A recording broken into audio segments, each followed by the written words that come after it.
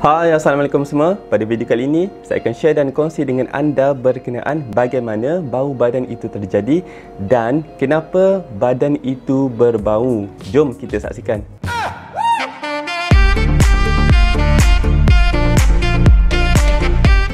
Bagaimanakah bau badan itu terjadi? Bau badan ini secara simple ataupun konsep asasnya terjadi apabila yakni peluh dan ia akan bertemu dengan bakteria. Bila peluh dan bakteria bertemu, dia akan bertindak balas dan last sekali hasil produk dia akan menyebabkan bau yang tak best, bau yang busuk keluar daripada badan kita. Jadi untuk menghasilkan peluh ini terdapat dua jenis kelenjar. Kelenjar pertama kita namakan sebagai ekrin, yang kedua kita namakan sebagai apokrin. Kelenjar ekrin ini terdapat paling banyak di dalam badan manusia. Ia terdapat di semua permukaan kulit. Dan kelenjar ataupun peluh yang terhasil pada kelenjar ekrin ini adalah tidak berbau dan tidak berwarna.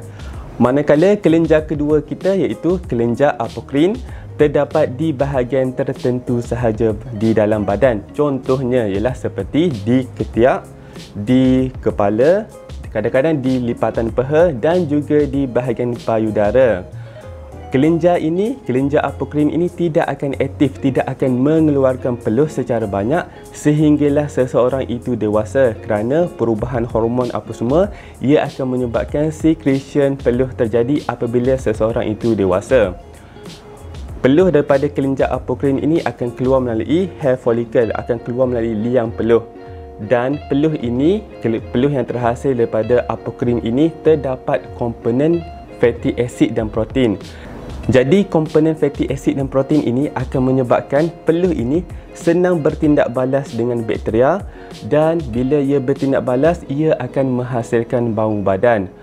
Dan juga peluh daripada apokrin ini ada juga komponen feromon. Feromon ini adalah salah satu bau yang menyebabkan tindak balas attraction kepada pasangan. Contohnya manusia akan mengeluarkan feromon yang tersendiri kepada pasangan mereka.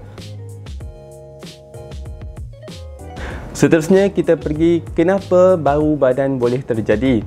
Pertamanya badan kita mesti berpeluh. Peluh ini boleh terjadi dengan dua keadaan, sama ada peluh disebabkan panas ataupun peluh yang disebabkan bila seseorang itu nervous ataupun beremosi. Jadi bila peluh yang dikeluarkan oleh sebab panas, peluh ini dinamakan sebagai peluh thermal. Ia akan menstabilkan suhu badan. Dan kalau peluh yang dikeluarkan oleh emosi pula, ia dihasilkan oleh kelenjar apokrin. Jadi saya dah explain sebelum ini, kelenjar apokrin akan menyebabkan bau badan. Oleh itu, seseorang yang nervous ataupun beremosi, kadang-kadang badan dia akan cepat berbau. Jadi cuba elakkan situasi yang stres dan nervous, kerana bila ini berlaku, badan kita akan cepat berbau. Punca kedua yang boleh menyebabkan kenapa badan berbau ialah mengenai pemakanan ataupun pola makanan individu tersebut. Ada makanan yang menyebabkan bau badan, ada makanan juga tidak akan menyebabkan bau badan. Contoh saya ambil iaitu seperti bawang putih ataupun bawang merah biasa dan juga rempah. Jadi bawang putih ini akan menyebabkan badan kita mengeluarkan bau yang tidak berapa enak. Benda ini terjadi kerana badan kita tidak dapat menguraikan makanan kepada pecahan yang lebih kecil, dan kadang-kadang dia punya partikel bahan itu masih lagi kekal dalam badan. Benda inilah yang akan menyebabkan bau badan itu terhasil. Ada komponen dalam bawang itu tidak diutilize betul-betul. Yang ketiga ialah mengenai masalah perubatan. Ada setengah penyakit itu juga boleh menyebabkan pesakit ataupun individu tersebut mengeluarkan bau badan yang tidak berapa elok. Contohnya penyakit seperti penyakit kegagalan hati, kegagalan buah pinggang dan juga kencing manis. Pesakit ini kadang-kadang bila capai satu stage tertentu, mereka akan mengeluarkan bau badan yang tidak berapa elok. Benda ini normal kepada pesakit tersebut kerana ia tindak balas badan pesakit dengan komplikasi penyakit yang sedang berlaku. Seterusnya iaitu alkohol.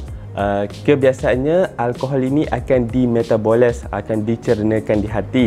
Tapi bila pengambilan alkohol secara berlebihan, ia akan menyebabkan badan itu overload dan ia akan cuba mengeluarkan alkohol itu melalui beberapa cara. Contohnya, ia akan mengeluarkan alkohol melalui nafas dan juga melalui kulit. Bila dia keluarkan melalui kulit, badan akan berbau alkohol dan akan stay dalam bau itu dalam beberapa jam sehingga ke beberapa hari. Seterusnya iaitu faktor mengenai pakaian.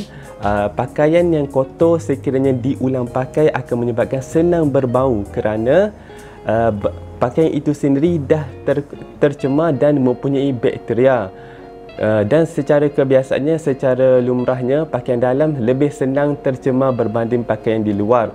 Pakaian dalam ini akan tercemar dengan bakteria dan ia tidak menyerap lembapan. Bakteria dan fungal mungkin akan stay di pakaian tersebut dan bila ia bertindak balas dengan peluh, jadi ia akan senang mengeluarkan bau badan yang tidak berapa elok. Untuk itu, saya sarankan kalau nak pilih underwear yang sesuai, pilih material yang bagus dan serap peluh dan biar ventilation itu senang berlaku. Faktor last sekali iaitu mengenai keturunan ataupun genetik yang berbeza.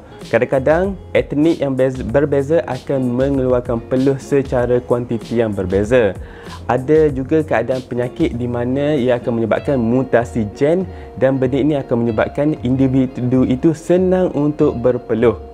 Ada juga keadaan penyakit yang menyebabkan perubahan genetik di dalam satu struktur badan dan menyebabkan individu itu tidak boleh metabolize, tidak boleh cerna certain makanan iaitu seperti soya, ikan dan sayuran.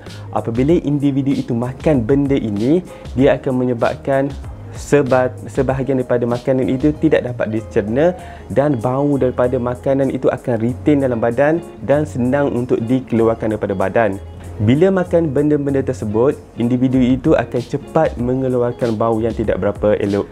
Last sekali, sekiranya anda rasa video ini bermanfaat, anda boleh subscribe channel ini. Terima kasih saya ucapkan kerana menonton. Sehingga jumpa lagi. Assalamualaikum.